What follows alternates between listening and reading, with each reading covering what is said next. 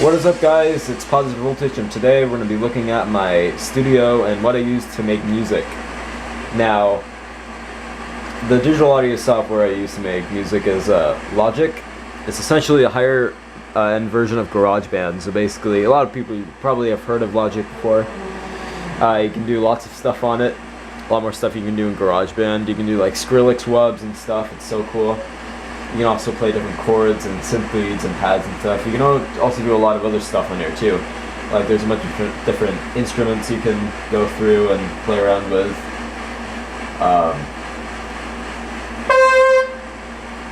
A bunch of different stuff.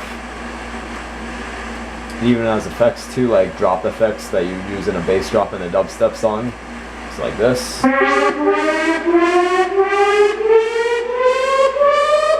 That's a future project. So basically, that's the digital audio software I use, and it has a bunch of synths and stuff.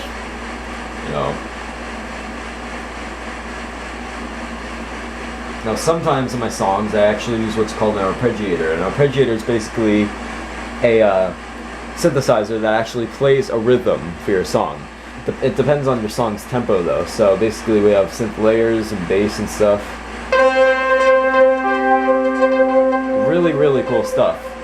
And it's very useful for many things, including trap songs, dubstep songs, electro house. So here I'm going to give you a preview of one of my new songs that's going to be coming on Waterslide in July this summer. Be sure to follow the Waterslide tour too. This has an electric buzz sound. This is kind of a trap song I've rearranged for Waterslide. It's called Nice and Easy. Be out on Bandcamp and iTunes soon. Are you ready?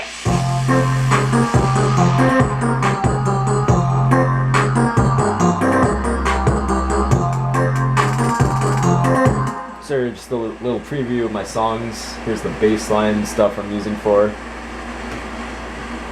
can go ahead and open this.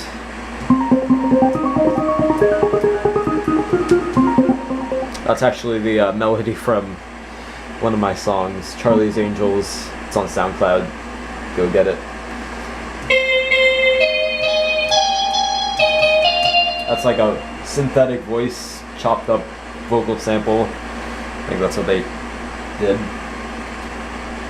We have some sub bass.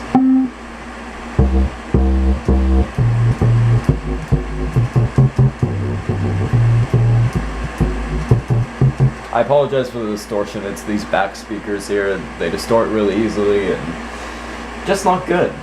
So we do a lot of other stuff on here too. You can adjust levels. It has a nice simulated mixing board here, which is pretty cool. Yeah, all this stuff's really cool. This is something new that I haven't experimented with yet. That's a cool sound. But of course, me being an EDM producer, I usually use either EDM bass or EDM chord. So basically, I just play a bunch of EDM chords and stuff. This has a lot of dubstep style stuff, like this.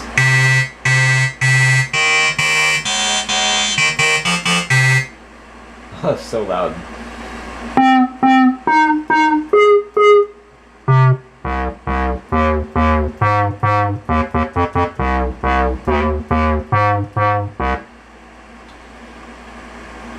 And of course I have a dubstep style scream bass here.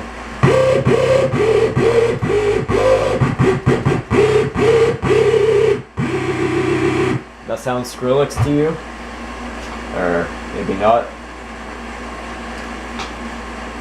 But let's do that.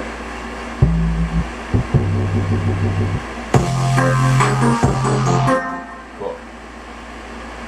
And then we have just a random synth bass here.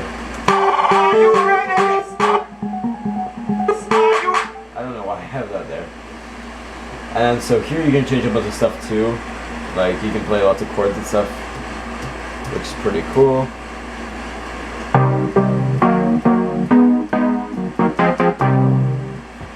And that's pretty much it for the software. So the keyboard I'm using here is a CME external keyboard. It's not a great keyboard, obviously. I'm trying to invest in a bigger keyboard, much larger one with 88 keys, like the one my dad has downstairs. He has a nice, I can't remember the brand of it. I think it's I know what it is. It's an Akai. It's a Akai keyboard. So here are the buttons, so we can change the octaves. So basically, we can change it to a higher octave or a lower octave.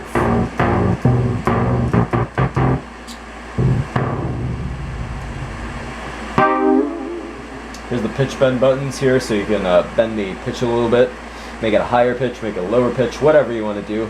It's really, honestly, it's a fun keyboard.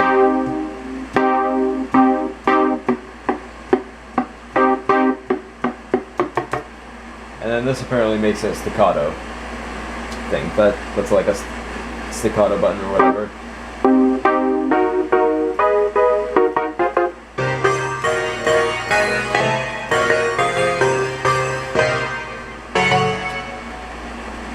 Yeah, so that's that for the keyboard and stuff. And then of course the computer is just a 2015 MacBook Air.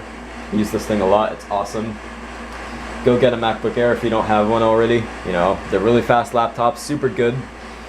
The studio speakers here, well, they're not really studio speakers, they're more home audio bookshelf speakers, but they're Cerwin Vega VE5M with 5¼ woofers. So that's that. I use an extra set of speakers right here and right there. Some homemade speakers. I have an old 8-track player with studio monitor speakers in them, obviously. The mixer board over there is a Mini-Man MIXIM 10 channel mixer. Really good mixer. And the mic, I am currently planning on investing in a vocal mic, so I can actually sing on my tracks, which is going to be pretty cool. Logic, you can do a lot of stuff with it.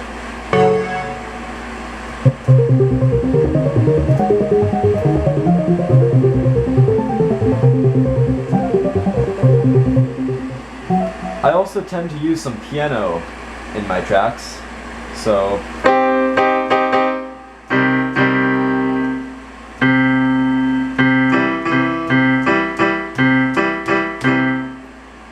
which is pretty cool. I basically play all these synths and stuff to do remixes and stuff, and it's pretty fun.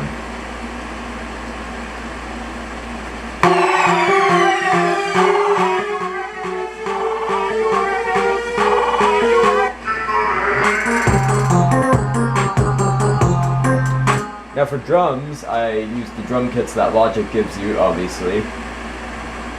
And Logic gives you a bunch of different drum kits, so it gives you like a trap drum kit and a classic 808 drum kit, 909 drum kit. All stuff based on classic drum machines. So here's that 808 machine. Now in the song like a G6 by, I can't remember what it's by, but it was a really popular song back in like 2010-11. There's some lyrics that say, got that 808 bump, make you put your hands up. They're actually referencing the Roland TR-808, which was a classic drum machine used in early 90s hip-hop and electro and stuff. Very common drum machine. You know, just very simple, just uses, you know, kick, clap, and hi-hat. A few different hi-hats you can use. Some snares there. Some more kick drums. Open hi-hat, closed hi-hat, cowbell. That was used a lot in old hip-hop and stuff. In fact, you could go to just look up 90s alternative and find that cowbell sound. And it actually also has some synth bass too, which kind of surprised me. You know, really cool stuff. So that's basically it. It's pretty cool. I think, you know, I think it's pretty cool. You know? And yeah, I think that's pretty much it for this video. Thank you for watching. Go subscribe to my YouTube channel if you want to. And peace. Yeah.